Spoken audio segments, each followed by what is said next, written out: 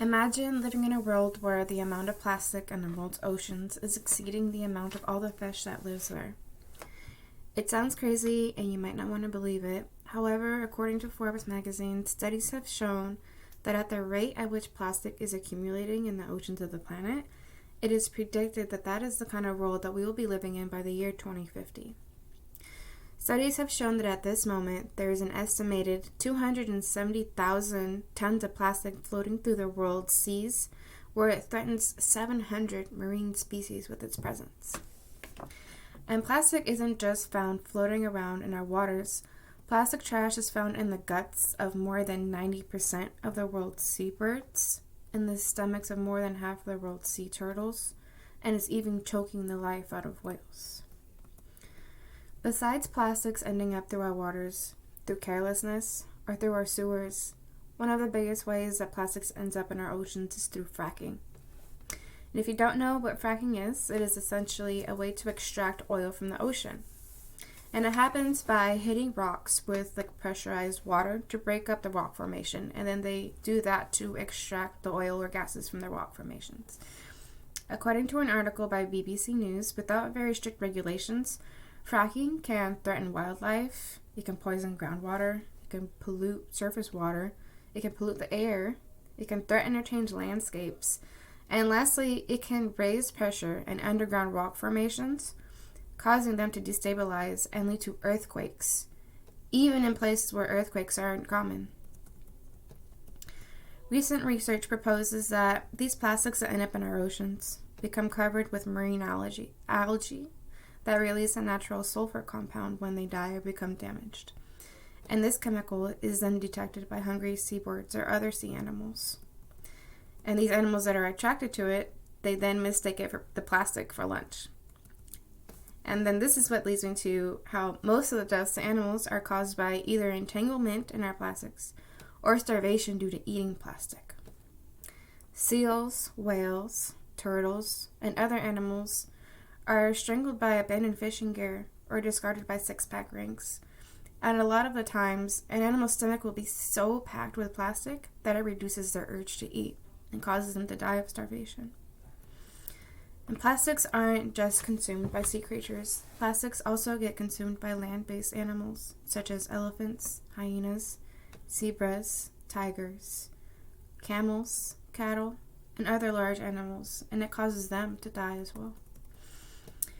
You may think that when the plastic gets entangled around a sea animal's neck, or when an animal swallows a plastic bag, or when a straw chokes and kills a sea turtle, that it's the end of the line for that particular piece of plastic. But it's not. And that's because plastics are not biodegradable and they're not digestible. They last for years and years and years. The large plastic pieces that are still floating around or have already killed an animal and broken up into smaller fragments, they're more easily they're even smaller, so that way even smaller animals can be able to consume them. And then by eating those plastics for smaller animals causes malnutrition, causes intestinal blockage, and slow poisoning from the chemicals that are in the plastics. According to the Natural Environment website, it takes at least 400 years for a bag to biodegrade. And according to National Geographic, every year about 8 million tons of plastic waste finds its way into our oceans, which is why there are so many horrible statistics showing how badly it affects our environment, such as how 100,000 sea turtles and other sea creatures die every year because they get strangled in bags or mistake them for food. You may think that maybe using plastic is not so bad as long as you recycle it, but that's not necessarily true at all. There's evidence, according to nonplasticbeach.com, that some recycling has ended up being shipped abroad or even some to Asia, where the plastic ends up being dumped into the rainforest rather than recycled. In 1992, a shipping container filled with 28,000 rubber duckies was lost after it fell into the sea, somewhere between Hong Kong and the United States. And even today, these plastic bath toys still wash ashore from time to time, even in totally different oceans. That vast amount of plastic ducks is just a small addition to the millions of Lego pieces, sneakers, styrofoam, plastic crates, and who knows what else that gets lost at sea. Stories and incidents like this just shows us how indestructible and non-biodegradable these plastics are and how they can end up anywhere in the oceans. Plastic is clearly becoming very dangerous to our environment and our wildlife, and we need to do something about it. And if we don't do something, the production is just going to keep increasing, and it's going to keep multiplying and overwhelm our planet. There are plenty of things that we can do to cut down on the negative things that we're doing that impact our planet. I could ask you to stop using fuels and stop using your car, use more public transportation. I could ask you to make a donation to an organization that helps clean up the plastic that is abandoned in our forests, our beaches, our oceans. But I won't ask any of those of you. I'm going to ask for something very small. All I ask is that you stop using plastic straws. The policy that I'm bringing forward to you that I want to implement would be a policy that prohibits any further production of plastic straws all across the United States.